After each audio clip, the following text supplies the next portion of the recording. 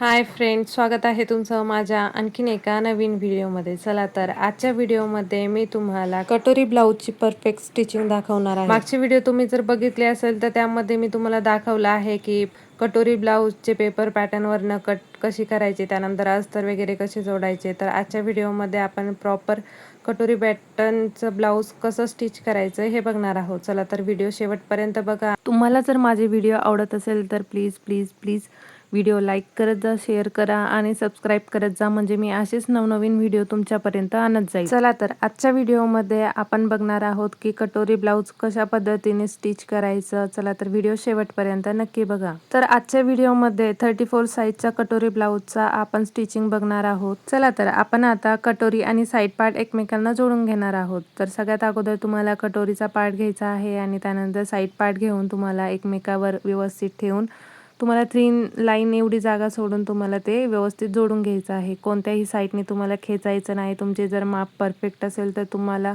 ओढून जाणून शिलाई मारायची गरज पडणार नाही. तर आपण कटोरीचा टक्स हा मागच्या व्हिडिओमध्येच दाखवला आहे की कितीचा घ्यायचा आहे. तरी मी या व्हिडिओमध्ये सांगते की कटोरीचा टक्स घेताना आपल्याला खालच्या साईडने 1.5 इंच आणि वरच्या साईडने 2.5 इंच घ्यायचं आहे. कटोरीचं टोक घालवण्यासाठी तुम्हाला वरती 2.5 इंचाच्या वरती 3 लाईन एवढं शिलाई देऊन घ्यायची आहे क्रॉसमध्ये थोडंसं. यामुळे काय होतं, आपल्या कटोरीचा जो टोक निघतो तो निघणार नाही आणि आपली कटोरी ही परफेक्ट बसते. त्यानंतर कटोरी आणि साईड पार्ट जोडून झाल्याच्या नंतर तुम्हाला क्रॉसपट्टी ही जॉईन करून घ्यायची आहे. तर क्रॉसपट्टी जॉईन करताना तुम्हाला व्हिडिओत दाखवल्याप्रमाणे थोडंसं क्रॉसमध्ये जॉईन करायचं आहे. तर अगोदर आपल्याला असं वाटतं की हां आपलं चुकतंय काय, पण नंतर शिलाई मारून झाल्याच्या नंतर ते परफेक्ट दिसतं. त्यानंतर क्रॉसपट्टी जॉईन झाल्याच्या नंतर तुम्हाला जे एक्स्ट्रा जर क्रॉसपट्टी उरलेली असेल तर ती तुम्हाला व्यवस्थित कट करून घ्यायची आहे. तर इथे मी तुम्हाला एक गोष्ट अगोदर सांगायचं विसरले की तुम्ही कोणतेही पार्ट म्हणजे कटोरी, साईड पार्ट किंवा क्रॉसपट्टी जॉईन करत असताना तुम्हाला कधीही प्रत्येक जे जॉईन करतो आपण त्याला आपल्याला डबल शिलाई मारायची. कधीही एक शिलाई मारायची नाही, डबल शिलाई मारायची आहे. यामुळे काय होतं की एखादी शिलाई उसवली तर दुसरी शिलाई असते आणि दोन्ही शिलाई असल्यामुळे की थोडंसं खेचल्यावर सुद्धा आपलं ब्लाऊज असो की कोणताही पार्ट असो तो फाटत नाही. त्यामुळे ब्लाऊज असो किंवा दुसरं काहीतरी तुम्ही स्टिच करताय तर त्यावेळेस तुम्हाला प्रत्येक पार्टला डबल शिलाई ही मारायचीच आहे. तर अशा पद्धतीने तुम्हाला एक पार्ट जॉईन करून घ्यायचा आहे. त्यानंतर तुम्हाला तशाच पद्धतीने दुसऱ्या साईडचा पार्टही तुम्हाला जॉईन करून घ्यायचा आहे.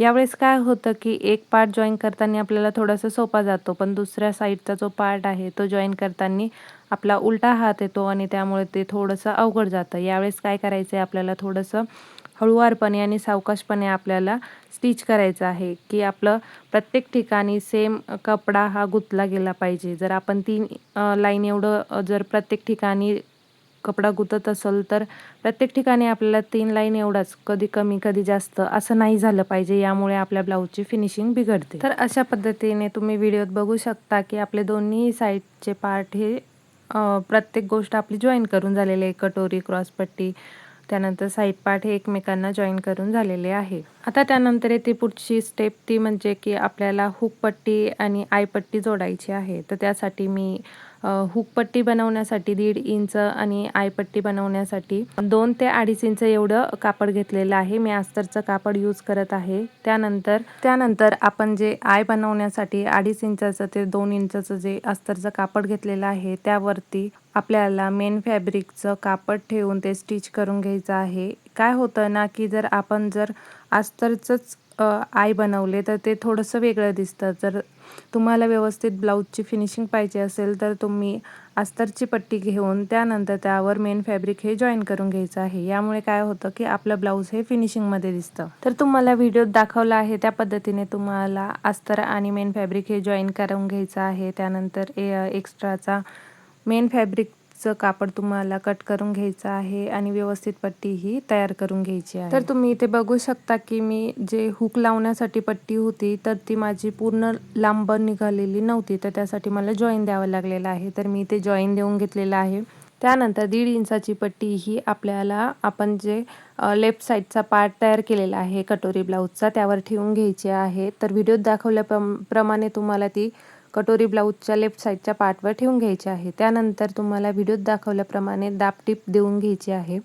दाबटीप दिल्याच्या नंतर ब्लाऊजला फिनिशिंग ही व्यवस्थित येते. आपल्याला कोणत्याही गोष्टीमध्ये आळसपणा करायचा नाही आहे. व्यवस्थित आपल्याला प्रत्येक स्टेप बाय स्टेप आपल्याला ब्लाऊज शिवायचा आहे. तुम्हाला ब्लाऊज शिकायचा आहे, त्यामुळे तुम्ही प्रत्येक स्टेप ही फॉलो केली पाहिजे. दाबटीप दिल्याच्या नंतर तुम्हाला जे एक्स्ट्रा कापड राहील ते फोल्ड करून आतल्या साईडला व्हिडिओत दाखवल्याप्रमाणे एक अर्धा ते पाऊण इंचावर तुम्हाला व्यवस्थित फिनिशिंगनी एक टीप टाकून घ्यायची आहे, ज्यामुळे आपली जी आपण हुक लावण्यासाठी जी पट्टी तयार करत आहोत ती व्यवस्थित आणि परफेक्ट बनेल. तर तुम्ही व्हिडिओत बघू शकता की आपली ही एकदम परफेक्टरित्या हुक लावण्याची पट्टी ही तयार झालेली आहे. तर तुम्हाला आता दुसऱ्या साईडला तुम्हाला आय बनवण्याची पट्टी तयार करून घ्यायची आहे. तर तुम्ही इथं बघू शकता की आपण 2.5 ते 2 इंचाची पट्टी ही आय बनवण्यासाठी घेतलेली आहे. तर त्यावर आपण जे मेन फॅब्रिक आहे तेही लावून घेतलेलं आहे. यामुळे काय होतं की असं काही वेगळेपणा त्यामध्ये दिसत नाही आणि आपलं फिनिशिंगमध्ये ब्लाऊज दिसतं. तर जी 2.5 इंचाची पट्टी आपण घेतलेली आहे ती आपल्याला आतल्या साईडने, म्हणजे आपण जे राईट साईडचा पार्ट तयार केलेला आहे कटोरी ब्लाऊजच्या, त्याच्या आतल्या साईडने आपल्याला व्हिडिओत दाखवल्याप्रमाणे उलट्या साईडने ठेवायचं आहे. त्यानंतर आपल्याला दाबटीप द्यायची आहे.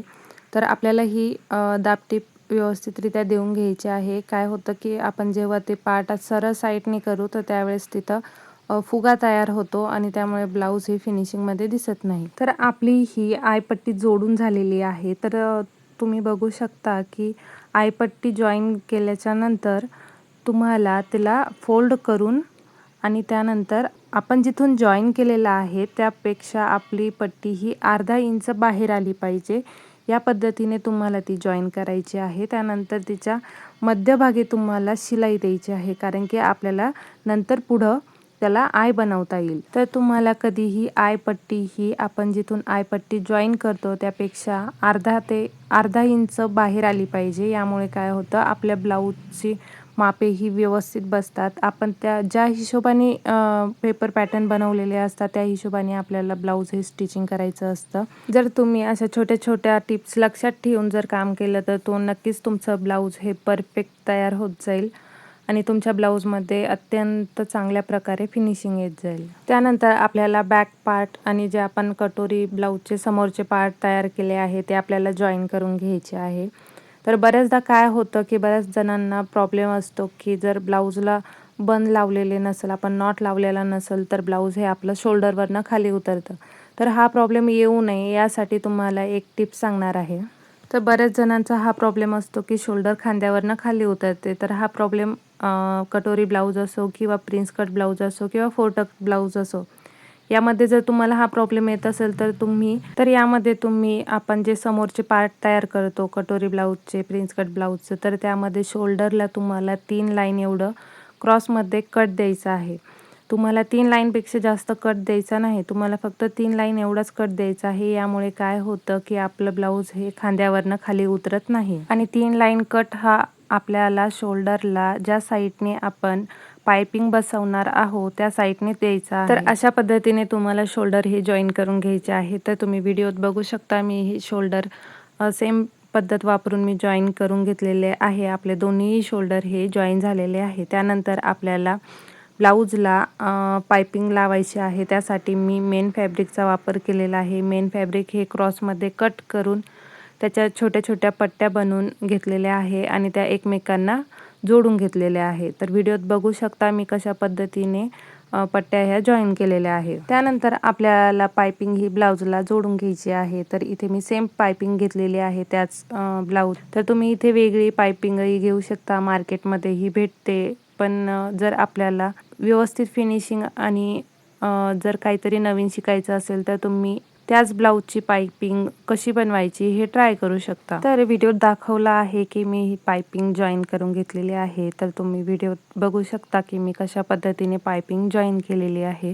मी पूर्ण ब्लाऊजला बॅक साईडला आणि दोन्ही फ्रंट साईडला पायपिंग जॉईन करून घेतली आहे. त्यानंतर ती पायपिंग आपल्याला मेन फॅब्रिकचं जे कापड आहे त्यावर व्हिडिओत दाखवल्याप्रमाणे असं फोल्ड करून घ्यायचं आहे. जसं व्हिडिओत दाखवलं आहे की जे उरलेलं कापड आहे ते आपल्याला पायपिंगच्या आतमध्ये दाबून आपल्याला ते स्टिच करून घ्यायचं आहे. तर ज्यावेळेस तुम्ही पायपिंग जोडता त्यावेळेस तुम्हाला हळू आणि सावकाशपणे जोडायची आहे. तर तुम्ही ज्यावेळेस पायपिंगचं कापड जोडता तर त्यावेळेस तुम्हाला ते जोडून झाल्याच्या नंतर मेन फॅब्रिक जे असतं आपलं त्याला छोटे छोटे कट द्यायचे आहे.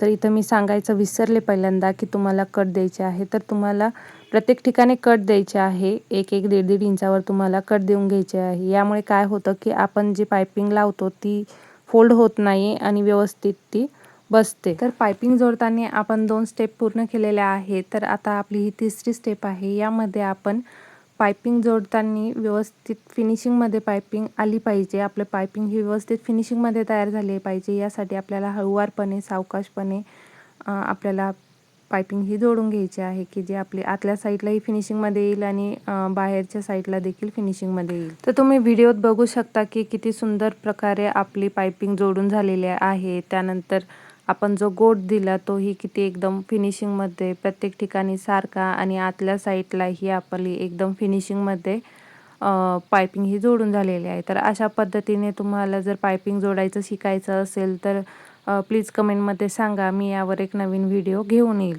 त्यानंतर लगेच आपल्याला आय बनवण्यासाठी आपल्याला मार्क करून घ्यायचं आहे. तर व्हिडिओत दाखवल्याप्रमाणे तुम्हाला मार्क करून घ्यायचे आहे आय बनवण्यासाठी.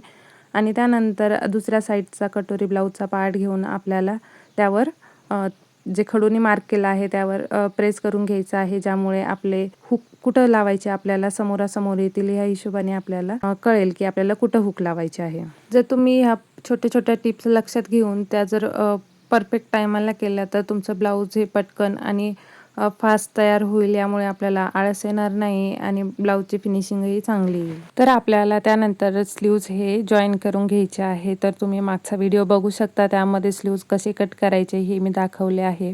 त्यानंतर कधीही स्लीव्ज हे शोल्डरचे ठिकाणी जे आपलं शोल्डर जॉईन असतं त्या ठिकाणाहून तुम्हाला जॉईन करायचं आहे. हाफ पार्ट अगोदर आणि नंतर हाफ पार्ट असा जॉईन करून घ्यायचा आहे. यामुळे काय होतं की आपलं जे स्लीव्जवर आपण जे मार्क केलेलं असतं जे की आपलं शोल्डरवर यायला पाहिजे ते शोल्डर टू शोल्डर जॉईन होतं आणि कोणत्याही साईडला कमी जास्त न होता व्यवस्थित आपले शोल्डर हे जॉईन होतात. तर अशा पद्धतीने जर तुम्ही शोल्डर जॉईन केले तर तुमचे शोल्डर लाईन किंवा आपण जे फिनिशिंग लाईन देतो ब्लाऊजची फिटिंग लाईन देतो तर ती एकदम परफेक्ट येईल. त्यासाठी तुम्हाला स्टेप बाय स्टेप जायचं आहे ब्लाऊज शिवण्यामध्ये. तर पुन्हा एकदा मी सांगत आहे की तुम्ही कोणताही पार्ट जॉईन करताना तुम्हाला डबल शिलाई ही देऊन घ्यायची आहे. त्यानंतर आपल्याला ब्लाऊजची फिटिंग लाईन द्यायची आहे. तर त्यासाठी मी आपण जे माप काढलेलं असतं ब्लाऊजचं तर त्या चार्टवरनं आपण प्रत्येक ठिकाणी मी चॉकने मार्क करून घेत आहे. तर आपलं ब्लाऊज हे 34 साईजचं ब्लाऊज आहे. त्यामुळे मी 8.5 इंचावर एक मार्क करून घेतलेला आहे फिटिंग लाईनसाठी. तर तुम्हाला ब्लाऊज फिटिंग करून घ्यायचं आहे. त्या अगोदर तुम्हाला ब्लाऊजच्या सरळ साईडनी कडेने तुम्हाला एक शिलाई देऊन घ्यायचं आहे. जे करून आपलं ब्लाऊज हे आतल्या साईडनंही फिनिशिंगमध्ये तयार होईल किंवा त्यामध्ये आपण जेव्हा फिटिंग करू तर त्यामध्ये दोरेही निघणार नाही. यासाठी तुम्हाला सरळ साईडनी एकदम कडेने आपल्याला टिप टाकून घ्यायची आहे. त्यानंतर तुम्हाला फिटिंग लाईन ही देऊन घ्यायची आहे. तर आपण फिटिंग लाईनचे मार्क अगोदरच केलेले आहे. तर त्या पद्धतीने आपल्याला त्या मार्कवर फिटिंग लाईन देऊन घ्यायची आहे. तर ब्लाऊज फिटिंग करताना तुम्हाला कधीही फिटिंग लाईन दिल्याच्या नंतर त्यापुढे आपल्याला 3 ते 4 शिलाई हे एक्स्ट्रा द्यायचं आहे. म्हणजे क्लायंटला याची मदत होईल की ब्लाऊज लूज करायचं असलं किंवा फिट झालं तर मग ते लूज करण्यासाठी त्याला पुन्हा टेलरकडे जायची गरज पडणार नाही. तर तुम्ही व्हिडिओमध्ये बघू शकता की आपण जिथं स्लीव्ज अटॅच केलेले आहे तिथली आपली लाईन ही किती परफेक्टरित्या एकमेकांसमोर आलेली आहे, तिथं जॉईन झालेलं आहे. तर आपलं पूर्ण प्लसमध्ये जॉईन झालेलं आहे. तर तुम्हाला जर माझ्या पद्धतीने ब्लाऊज शिवायचं असेल, माझी फिनिशिंग आवडत असेल तर प्लीज माझ्या चॅनलला सबस्क्राईब करा. म्हणजेच तुम्हीही छान प्रकारे ब्लाऊज शिकू शकाल. तर व्हिडिओ कसा वाटला मला कमेंटमध्ये सांगा आणि काही प्रॉब्लेम असेल तर कमेंटमध्ये विचारा. चला तर भेटूया पुढच्या व्हिडिओमध्ये.